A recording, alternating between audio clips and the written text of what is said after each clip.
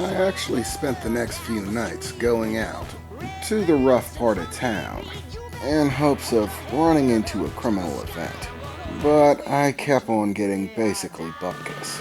After the first night, I decided that simply walking around wasn't effective enough. I needed a way to try to zero in on crimes, so I ordered a police scanner online. At this point, I'm starting to run low on assets to spend, but I am coming up on the dates where I have those little events, the public appearances on TV, getting the key to the city from the mayor, all of which would give some much needed money to my financial situation. In the meantime, I kept collecting more liquid metal, of course.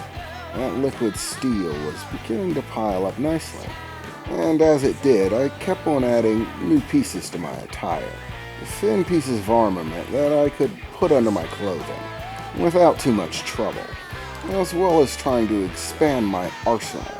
I created a fairly long length of chain that was reasonably thin, something that I could snare bad guys with, as well as creating some more hardy gloves.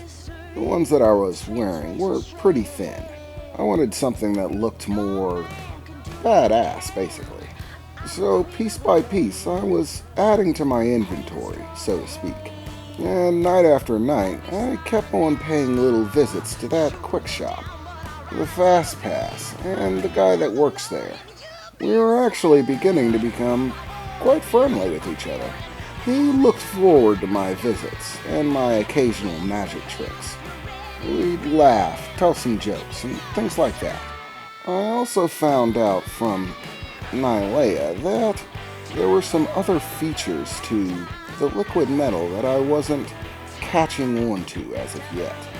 For example, I could actually control a certain amount of vibration that goes through it, meaning that if I were to focus it right, I could create a sheet of metal from the liquid metal that affected sound as it passed through it, basically distorting my voice, which was fairly effective.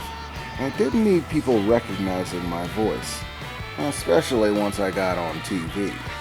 But so far, for all the effort that I had put into trying to track down criminals, I was still getting nowhere, just still waiting for the police scanner to show up, hoping that I could find an effective way to add it into my out-and-about gear. It had been about 4 nights since I started going out, looking for crime, and I had spent another 4 or 5 hours simply running around trying to find something.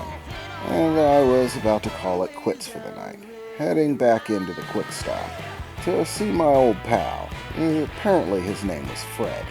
He kept asking me for my name, but of course I didn't give it. I told him, what's the point of a secret identity if you tell everybody what it is?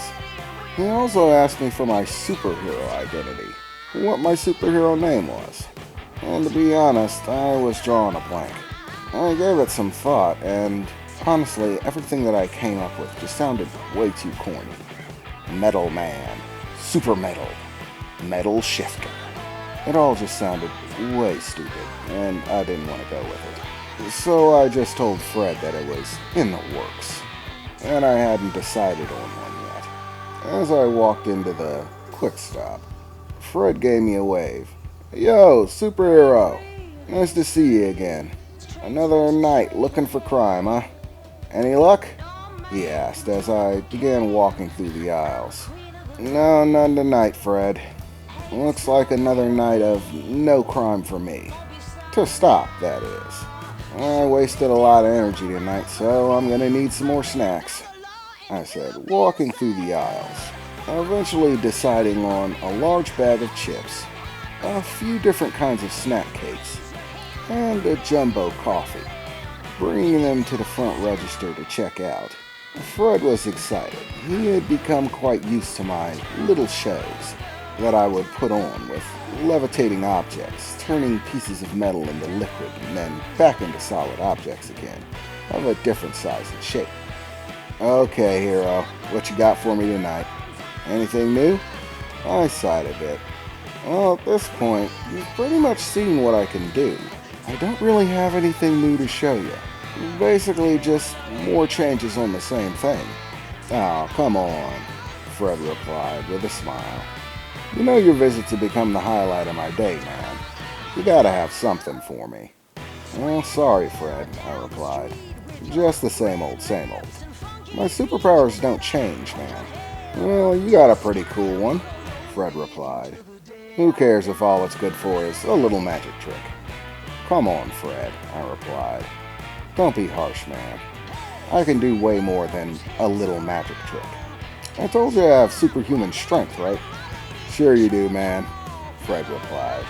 He still didn't really believe that I was a hero, or that I had superpowers. He simply thought of it as a magic trick, which I suppose I can't really hold against him. As I was checking out, I heard the bell for the front door ring.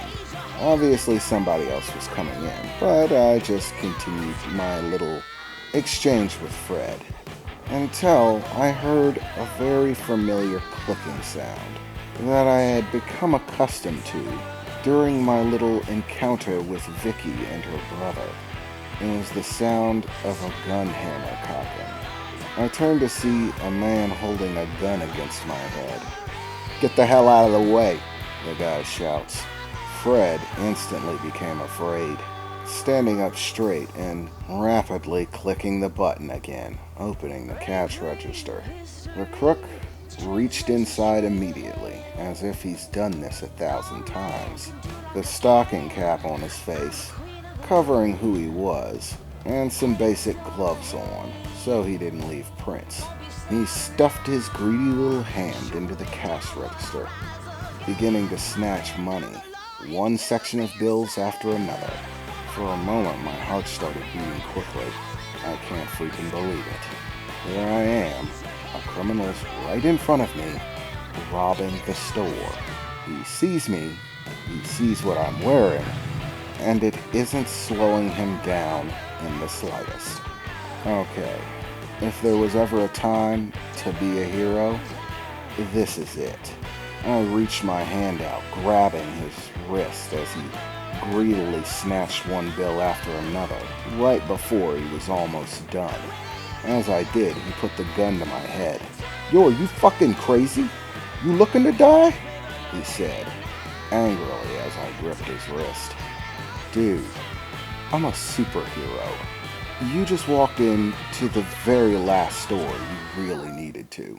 And now, you just got busted. Congratulations. You are officially my first criminal encounter. However, I still don't think it's gonna go your way."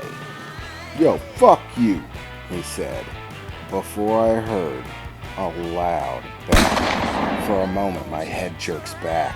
Okay, that hurt. The mask was supposed to protect me, and seeing as I'm not dead, I think it did its job. However, the ringing in my head would beg to differ. I guess there is such a thing as too thin. I guess 2 centimeters thick isn't thick enough. Maybe it'll stop a bullet, but that bullet will still hurt. But luckily, I kept a firm grip on his wrist as my head pulled back. "What the fuck?" the guy said, looking at me with a stunned and beginning to become afraid expression.